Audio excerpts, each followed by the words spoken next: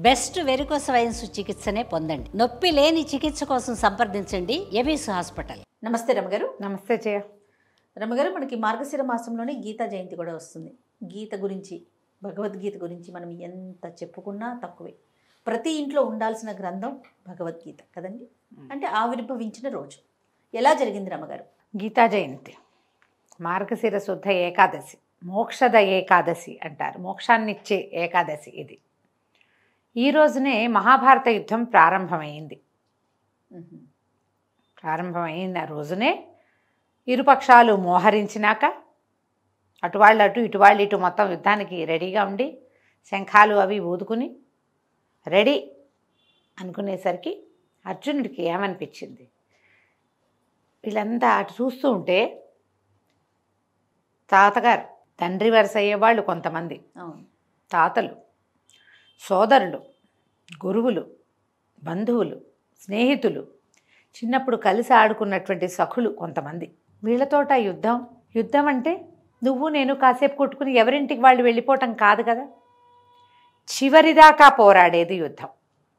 పోట్లాట గొడవ కాదు, వాదన కాదు. యుద్ధము అంటే చంపు చావు, ఇవి రెండే అంతే. అర్జునుడికి తన శక్తి తెలుసు, తన బలం తెలుసు. తన ఒక్కడితే కాదు, తన వైపు ఉన్న వాళ్ళందరి సంగతి తెలుసు, తనతో ఉన్నవాడి సంగతి తెలుసు. ఈ కృష్ణుడు ఒకడు నా పక్షాన ఉంటే వీళ్ళందరూ చీమలు దోమలతో సమానం. భగవంతుడు మా పక్షాన ఉన్నాడు.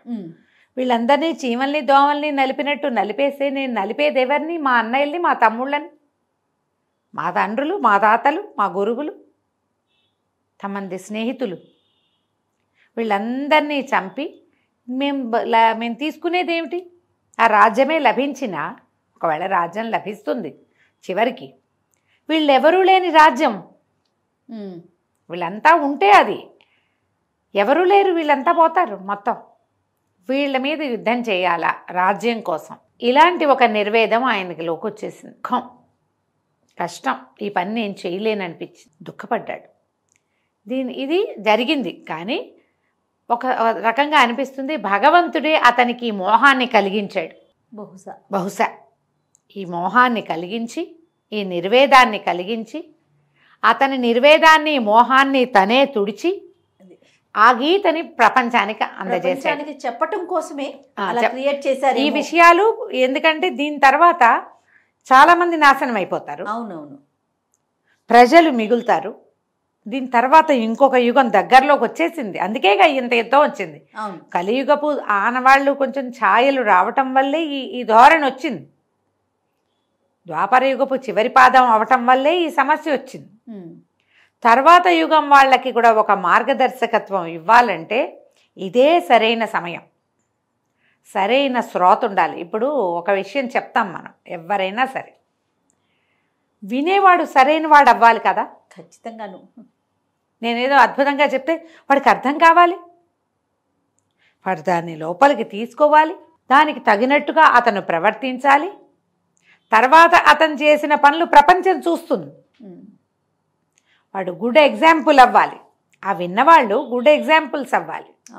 ఒట్టిగా వినేస్తే ప్రయోజనం లేదు. పైగా అప్పుడు నరనారాయణుల స్వరూపాలుగానే కృష్ణార్జునుల్ని చెప్పుకున్నాం, చెప్పబడ్డారు. అది నిజం, అలా జరిగింది, అదే తెలుసు.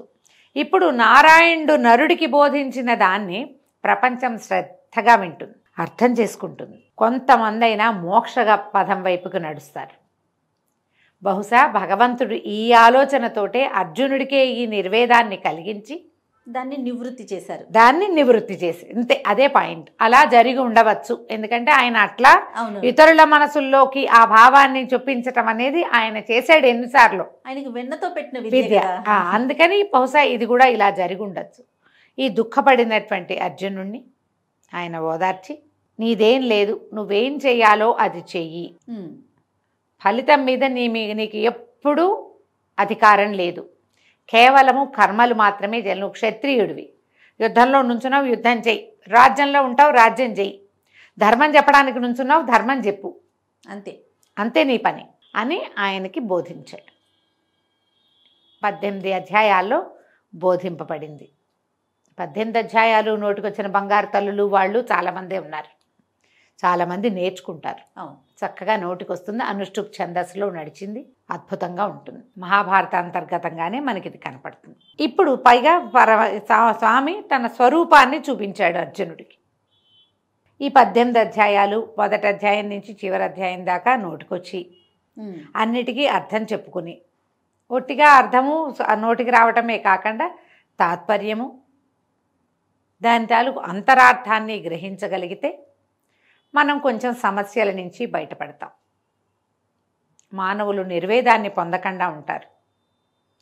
ఎంతసేపు నేను, నాది, నాకు కావాలి, నేను ఉంచుకోవాలి, నాకు అదేదో కావాల్సిందే, ఇవాళ రేపు ఎల్లుండి అవతల ఎల్లుండి రాగల 15 ఏళ్ల వరకు ప్లానింగు, ఏదైనా జరగకపోతే వెంటనే కుదేలైపోవటం, డిప్రెషన్స్లోకి కూరుకుపోవటం, ఇలాంటివి తగ్గిపోతాయి. మనుషులుగానే జీవించడం ఎలాగో తెలుస్తుంది గీత వల్ల. ఈ శరీరం మీద వ్యామోహం, సంతానం మీద అతి వ్యామోహం, సంపాదనల మీద యావ, ఇవన్నీ కూడా తగ్గుతాయి. చేయవలసిన పని చేయాలి, చేయకూడదు ఎప్పటికీ చేయకూడదు, ఆ విషయం అర్థమవుతుంది. ఇది భగవద్గీతలో చెప్పబడింది. కుదిరితే మొత్తం చదువుకోవటం, లేదా ప్రత్యేకంగా కొన్ని శ్లోకాలైనా చదువుకోవటం. ప్రతి ఇంట్లోనూ ఉండవలసిన పుస్తకంగానే భగవద్గీత చెప్తాం. ఉంటే ఏం ప్రయోజనం అమ్మా? ఇంట్లో ఉంటే ప్రయోజనమా? ఇంట్లో ఉంటే ఏంది, ఫోటో కనపడుతుంది, ఓసారి దండం పెట్టి అంతే, అయిపోయింది. ఈ రోజున కోస పూజ చేయాలంటే ఆ పుస్తకాన్ని పట్టుకొని దేవతా మందిరం ఎక్కడుందో అక్కడ పెట్టి పసుపు బొట్టు పెట్టి కసిన పువ్వులేసి హారతిచ్చి అయిపోయిందా? కాదు కదా. పుస్తకంలో ఉన్నటువంటి గీతని మస్తకంలో పెట్టుకోవాలి, నోట్లో ఉండాలి భగవద్గీత, బుద్ధిలో ఉండాలి కదా. అవునండి. దానికి ప్రయత్నం చేయండి. గీతా జయంతి నాడు పుస్తకం ఉంటే చక్కగా పూజ చేసుకోండి. మాకు పూజా మందిరం పైనే నేను ఆ పుస్తకం ఉంటుంది. మామూలుగా ఓపెన్ చేసి చదివే పుస్తకాలు వేరుండి, ఎవరిదో మళ్ళీ కొంటే ఒక పుస్తకం చక్కగా ఉంది కదా, అర్జునుడు అదే మన పార్థసారథిగా కనపడతాడు కదా, జయమూర్తి పార్థసారథిగా కావాలి, నాకు అట్లా కావాలి. రోజు ఆ పుస్తకం ఒక చెవుల్లో పెట్టుకుని ఒక మాట ఆయన చూసి మళ్ళీ పైన పెడుతుంటాను నేను. మందిరం మీదే ఉంది బుక్. ఈ మన ఇస్కాన్ వాళ్ళు వేసిన పుస్తకాలు బాగుంటాయి, అవును, గట్టిగా ఉంది. ఆ బుక్ పెట్టుకున్నా పూజ చేసుకోండి. ఈ రోజున ఒకసారి తెరిచి చదవండి. మా స్నేహితులు ఒకరు ఫారిన్ కంట్రీలో ఎక్కడ ఉన్నారు, డాక్టర్ వారు, పెద్దవారు, బాగా స్నేహితులు అని చెప్తున్నా కానీ 70 ఏళ్ళు ఉంటాయి. అయితే ఆయన చాలా టఫ్ టైంలో చాలా విసుగ్గా ఉంది, ఇప్పుడు ఏం చేయాలో తోచట్లేదు. అలాంటప్పుట ఓపెన్ చేసి ఏ పేజీ ఓపెన్ అయితే ఆ పేజీ నుంచి పేజీ అంతా చదువుకుంటారు. ఆయన చెప్పారు, ఎప్పుడు ఏదో ఒక సొల్యూషన్ నాకు లభిస్తుందమ్మా. సొల్యూషన్ అంటే అదేమిటో చేసేయమని కాదు, ఏమీ చెయ్యొద్దని కూడా వస్తుంది ఒక్కోసారి. నోరు మూసు కూర్చో, మాట్లాడకుండా నీ పని మాత్రం నువ్వు చేయి, ఆలోచించద్దు, అలా వచ్చింది. అప్పుడు నేను నా పని చేశా, మంచి జరిగింది. ఏ జరగాలో అది జరిగింది అంతే. ఏ జరిగినా ఇంకంతే, భగవదేచ్ఛ. అది అద్భుతమైన విషయం రమ్మగారు కదా, భగవదేచ్ఛ అంతే. నేను అలా రిలే అయ్యి అలా నమ్మి అలాగే చేస్తాను. నేను తరచుగా ప్రతిరోజు నేను ఆ పుస్తకం తీయటం, ఆయనకి 18 అధ్యాయాలు నోటుకొచ్చుట, ప్రతి అధ్యాయము విడివిడిగా కూడా ఈ అధ్యాయం చెప్పండి అంటే చెప్పగలరు, అంత నోటుకొచ్చు. కానీ విపత్కర పరిస్థితుల్లో నేనేం చేయాలో నాకు తోచనప్పుడు, లేదా నేను ఎవరికైనా సలహా చెప్పాల్సినప్పుడు కూడా నేను ఒక్కసారి భగవద్గీతను తిరగేస్తే ఆ పేజీలో ఏం శ్లోకాలు ఉన్నాయో అందులోంచి నాకు ఒక సమాధానం లభిస్తుంది. అంటే ఎంత నమ్మిక కదా, ఎంత గట్టిగా నమ్మాలి, దాన్ని నమ్మాలి కదా. 100% మనం చేయవలసింది అది. మనకి భగవద్గీత ఆధ్యాత్మిక గ్రంథాల్లో అగ్రగణ్యమైంది. ప్రతి ఇంట రామాయణం ఉండాలి, ప్రతి ఇంట మహాభారతం ఉండాలి, ప్రతి ఇంట భాగవతం ఉండాలి, ప్రతి ఇంట భగవద్గీత ఉండాలి. ఈ 4 పుస్తకాలు లేని ఇల్లు, దేవుడు లేని కోవెల, ఇవి ఉండాలి. ఈ 4 ఇంతదో చిన్నదో ఏదైనా సరే ఒకటి ఉండాలి. ఒక్కటి ఆ పుస్తకం భగవద్గీత అంటే ర్యాక్లో ఉంది, అల్మార్లో ఉంది అని చెప్పగలిగేలాగా ఉండాలి. ఏమోనండి ఎక్కడో ఉండాలి, చూస్తాను, ఆ పొజిషన్లో ఉంచుకోవద్దు, అది మీకు కనపడాలి. తరచుగా మీరు ఆ 4 పుస్తకాలు, రామాయణాన్ని, భారతాన్ని, భాగవతాన్ని, భగవద్గీతని 4టిని మీరు ఫలానా ర్యాక్లో ఉంది అని మీరు తీసి ఇవ్వగలిగే స్థితిలో ఉండాలి. ఆ స్థితికి ప్రయాణం చేయండి దయచేసి. గీతా జయంతి అని ఈరోజు ఎక్కడైనా 4 స్పీచ్లు వినేసి పుస్తకం తీసుకొచ్చి పూజ చేసేసి తర్వాత పెట్టె పూజ చెయ్యొద్దు. అప్పుడప్పుడు తిరిగేయండి. రామాయణంలో అద్భుతమైన కథా విశేషం, రాముడి ప్రయాణం అద్భుతం. మహాభారతంలో ఎన్నో రకాలు పంచమవేదంగా చెప్పబడింది. ఈ భాగవతం గురించి కూడా ఒకరోజు చెప్దాం జయ. తప్పకుండా. భాగవతం మహాభారతం తర్వాత రాశారు వేదవ్యాసులు. ఇప్పుడు ఈ భగవద్గీత కూడా వేదవ్యాసులు రాసిందే కదా, ఎందుకంటే ఆ రోజు జరిగింది జ్ఞాపకం చేసుకుని రాశారు, అంతేగా, తర్వాత రాశారు. అప్పటికప్పుడు గ్రంథస్థం చేయబడలేదు, వ్యాసుల వారు ఇచ్చిందే అది కూడా మనకి. ఒక్క మాట ఆయన్ని తలుచుకుని భగవద్గీత తిరిగేయండి, 4 శ్లోకాలైనా చదువుకోండి, ఒక్క అధ్యాయం చదవండి, పురుషోత్తమ ప్రాప్తి యోగం చదవండి, కనీసం ఎక్కువ శ్లోకాలు లేవు, ఏదో ఒకటి ఈ రోజున ఈ గీతా జయంతి నాడు భగవద్గీత నుంచి కొన్ని శ్లోకాలనైనా చదివి అర్థం కూడా చదువుకోండి. ఎవరైనా చెప్తే వినండి లక్షణంగా. జ్ఞాపకం పెట్టుకోండి, ఈ పుస్తకం ఉందా అంటే ఉంది, ఫలానా చోట ఉంది అని చెప్పగలిగేది మీ ఇంట్లో ఇంటిల్లిపాదికి కావాలి.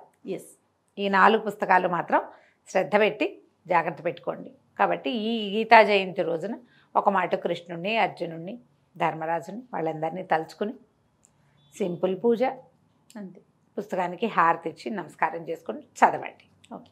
తర్వాత తెలుగుకి మీరు చాలా ప్రాధాన్యం ఇస్తారు కదా రమ్మగారు, అలానే టీచర్ వృత్తిలో కూడా పనిచేశారు. స్కూళ్ళల్లో ఉంటే ఎలా ఉంటుంది, లేకపోతే టీచింగ్లో దీన్ని ఇంప్లిమెంట్ చేస్తే ఎలా ఉంటుంది, అసలు అవకాశాలు మనకున్నాయా? మీకు అలాంటి అభిప్రాయం ఎప్పుడైనా వచ్చిందా? అంటే మామూలు అన్ని స్కూళ్ళల్లో కూడా ఒక మోరల్ సైన్స్ క్లాసు ఇదివరకు ఉండేది జయ. ఇప్పుడున్న స్కూళ్ళల్లో మోరల్ సైన్స్ ఉందా లేదా నాకు తెలియదు. ఓకే, నాకు అనుమానమే. ఈ మోరల్ సైన్స్ క్లాసుల్లో పిల్లలకి రెసిటేషన్ అని కొన్ని నేర్పించేవాళ్ళు, కొన్ని కథలు చెప్పేవాళ్ళు, కొన్ని ఏమైనా నేర్పించేవాళ్ళు. ఆ నేర్పించేది లక్షణం ఏదైనా ఉంటే దాంట్లో భగవద్గీత ఖచ్చితంగా ఉండాలి. భగవద్గీత మత గ్రంథంగా దయచేసి భావించద్దు. ఎవరికైనా పర్సనాలిటీ డెవలప్మెంట్ అనేది కావాల్సిందే. మానవులకి వికాసం మనిషి అన్న వాడికి కావాలి కదా, కావాలి. వీళ్ళే మనుషులు, వాళ్ళు మనుషులు కాదు లేదు కదా. అవును, అందరికీ 2 కాళ్ళు చేతులు ఉన్న జంతువులన్నీ మనుషులే. మనిషై పుట్టిన ప్రతి వాడికి భగవద్గీత ఉపయోగపడుతుంది, ప్రతి వాడికి భగవద్గీత అవసరమే. ఇందులో దైవాన్ని బోధించినది పార్ట్ తక్కువ ఉన్నది. దైవాన్ని నేనే భగవంతుడిని కృష్ణుడు చెప్పాడు, ప్రత్యేకంగా చెప్పిన పార్ట్లు ఉన్నాయి, మనుషులకి ఉపయోగపడే విషయాలు చాలా ఉన్నాయి. దీన్ని మీరు మత గ్రంథంగా భావిస్తే ఎట్లా కదా, అలా భావించద్దు. అక్షరాల మత గ్రంథమే, కానీ మత గ్రంథంగా భావించిన అవసరం కూడా లేదు. భగవంతుడు నేనే భగవంతుడని చెప్పాడు కదా, చెప్పిన మాట నిజమే అయినా కూడా ఇంకా నీకు మనిషి అన్నవాడికి ఉపయోగపడేవి ఉన్నాయి. నువ్వు ముందు మనిషివి కదా, తర్వాత కదా నీకు మతమో ఇంకొకటో. కరెక్ట్ అండి. నీ కులాలు మతాలు నువ్వేర్పరచుకున్నవి, ఇవన్నీ మనం ఏర్పరచుకున్నాం, ఆయన తర్వాత వచ్చినవి, ఆయన ముందు లేవు కదా. కాబట్టి ఆ పాయింట్ని పక్కకు పెట్టండి. మీకు ఉపయోగపడే భాగాలు ప్రతి వాడు చదవలసిందే. ఎవరికైనా ఎవరైనా ఏదైనా చెప్పవలసిందే. మనం ఎవ్వరం పుట్టుకతోటి ఏది నేర్చుకున్నామా? ఏదైనా లేదు.